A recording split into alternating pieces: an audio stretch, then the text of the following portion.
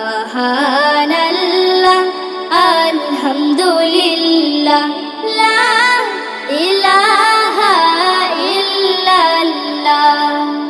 তুমি বাঁচাও, তুমি মারো, অবিরত ক্ষমা করো।